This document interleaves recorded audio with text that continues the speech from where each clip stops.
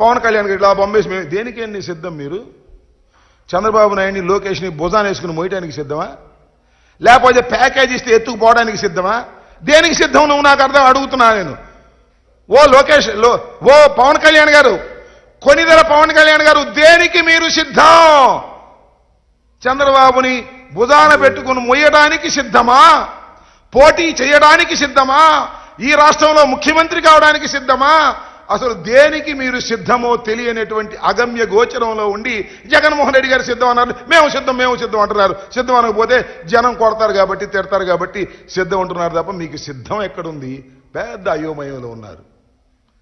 మళ్ళా మీరు ఓడిపోతామనే భయంతో ప్రయాణం చేస్తున్నటువంటి విషయం చాలా స్పష్టంగా అర్థమవుతుందని కూడా ఈ సందర్భంగా నేను మనవి చేస్తున్నా. కాబట్టి చంద్రబాబు నాయుడు గారి సైన్యం ఈ రకంగా జగన్మోహన్ రెడ్డి గారి మీద బురదలేటటువంటి కార్యక్రమం చేయటమే కాకుండా ఇవాళ జగన్మోహన్ రెడ్డి గారిని ఓడిస్తామని ప్రగల్భాలు పలుకుతున్న మీకు నేను మనవి చేస్తున్నా.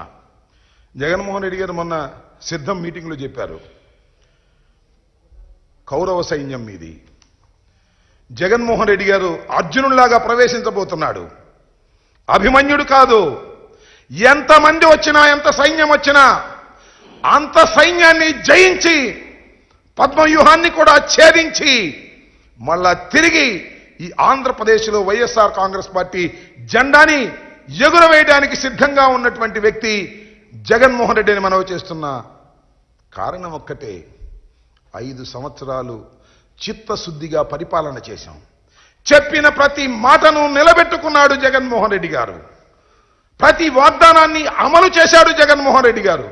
మేనిఫెస్టోని పట్టుకొని తీసి ఒక్కొక్క పాయింట్ని టిక్ చేసుకుంటూ పరిపాలన చేసినటువంటి గొప్ప ముఖ్యమంత్రి జగన్మోహన్ రెడ్డి గారు.